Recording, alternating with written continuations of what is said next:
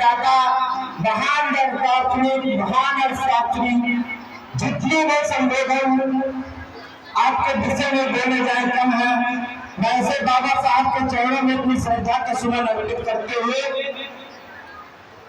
अपने पुत्रों को प्रणाम करते हुए, सामने सभी उपासक और उपासिका बहनों के चरणों में अपना प्रणाम निवेदन करते हुए आप लोगों से केवल ये कहना है, बाबा साहब ने जो बातें कही है उनको आप अपने जहन में उतारिए। बाबा साहब ने कहा था, तुम्हारे पैरों में जूते भले ना हो, लेकिन तुम्हारे हाथों में किताबें होनी चाहिए। शिक्षा से उनका वो दूध है जो जितना पिएगा वो दहाड़ेगा। बाबा साहब एक ऐसा लड़का जिसको कक्षा के बाहर बैठकर पढ़ने दिया गया, उसने पूरे विश्व में अपने देश का परचम लहराया। और आगे चलकर आपको पता होगा, बाबा साहब भारत के मात्र ऐसे व्यक्तित्व थे जिन्होंने विदेश में जाकर डॉक्टरेट की डिग्री हासिल की। लंदन के संग्रहालय में कार्ल मार्क्स के साथ केवल एक प्रतिमा लगी हुई है, वो बाबा साहब की प्रतिमा है।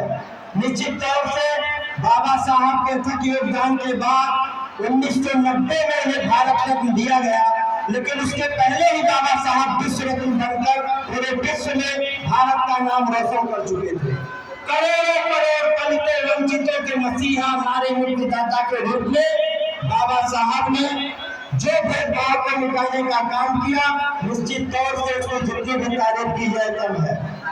हम अपने माताओं बहनों से ये निवेदन करना चाहेंगे कि आज के दिन बाबा साहब ने जैसा कि कहा था, आप हमें मूर्तियों में मत भेजो, आप हमें किताबें में भेजो, तब हम आपको मिलेंगे। आप सभी लोगों को निवेदन है कि आप अपने समाज को संगठित करते हुए एक नई दिशा में ले जाने का कार्य करें।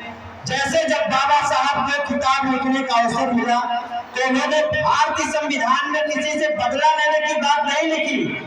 बाबा साहब ने स्वतंत्रता, समानता और बंधुत्व के आदर्शों को लिखकर एक नई मिसाल पेश की और एक पूरे विश्व को एक नया संदेश दिया। आप सभी लोगों से छुट्टी रखवाओं की एक लंबी कड़ी है, मुझे बहुत कम समय दिया गया है। आप सभी से निवेदन करेंगे कि बाबा साहब से सीख लेते हुए आप अपने नौनिहालों, अपने आने वाली पीढ़ियों को शिक्षित करें। बाकी का रास्ता वो खुद चल लेगा।